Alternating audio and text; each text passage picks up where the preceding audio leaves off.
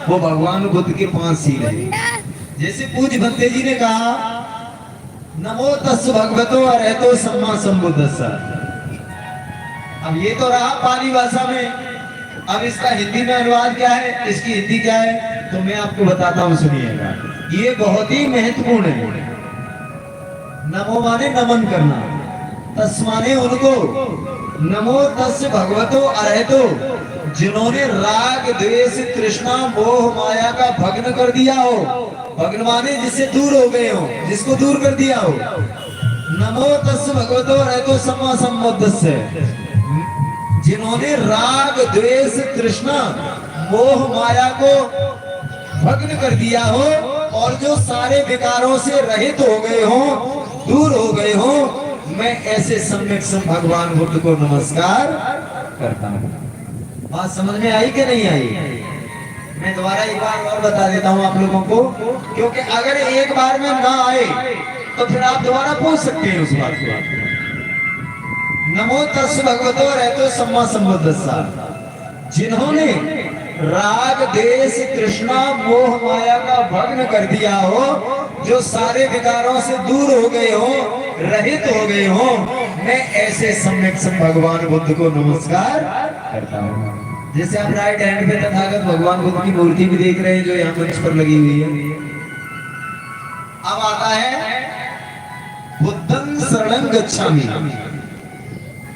ये भी पाली भाषा है। अब इसका हिंदी में अर्थ क्या है? बुद्धं शरणं गच्छामि, इसका हिंदी में अर्थ है मैं बुद्ध की शरण जाता हूँ। अब लोग कुछ विचार कर रहे होंगे कि ये बुद्ध क्या है। बुद्ध किसी वस्तु का नाम है, बुद्ध किसी कपड़े का नाम है, बुद्ध किसी इंसान का नाम है, बुद्ध किसी गाड़ी का नाम है, नहीं। फिर बुद्ध क्या है? What is the definition of Buddha? Buddha की परिभाषा क्या है? तो मैं आप लोगों को बताता हूँ। बुद्ध की परिभाषा है, बुद्ध का अर्थ होता है ज्ञान। क्या होता है?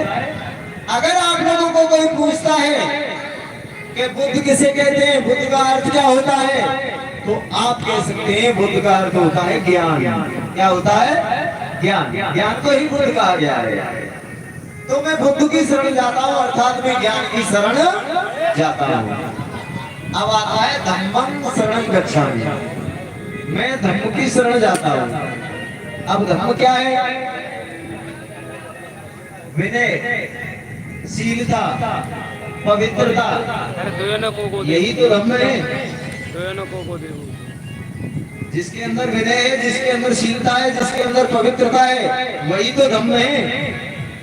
तीसरा आता है संघं शरणं गच्छामि, मैं संघ की शरण जाता हूँ। जैसा पाली भाषा में संघ कहते हैं, हिंदी में समूह कहते हैं और इंग्लिश में उसको ग्रुप कहते हैं। तो मैं संघ की शरण जाता हूँ।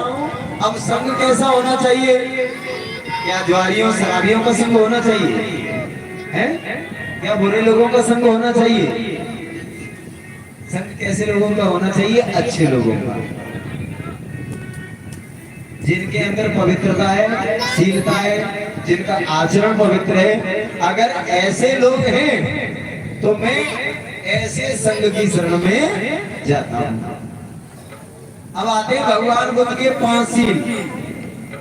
सबसे पहला सील है पाणातिपाता वेरमणि सिक्खापदं समादयामि, मैं किसी की अकारण जीव हत्या नहीं करूंगा, मैं ऐसी शिक्षा ग्रहण करता हूँ। ये भगवान बुद्ध का पहला सील है कि मैं अकारण किसी की जीव हत्या नहीं करूंगा।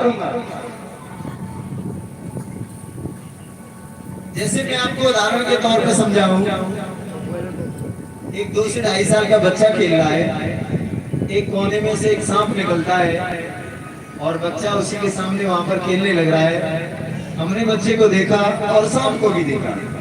बोले बच्चा खेल रहा है, सांप भी निकल करके आ रहा है, कहीं ये बच्चे को खा ना ले। हमने क्या किया, 2-4 लोग इकट्ठे हुए, हाथ में डंडे ले लिए और भाग करके चारों तरफ से सांप को घेर लिया और अकारण उसकी जीव हत्या कर दी।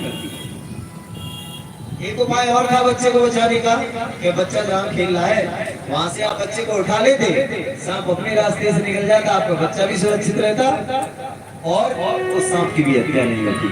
तो हमें अकारण माता लेना भाइयों, किसी जीव की हत्या नहीं।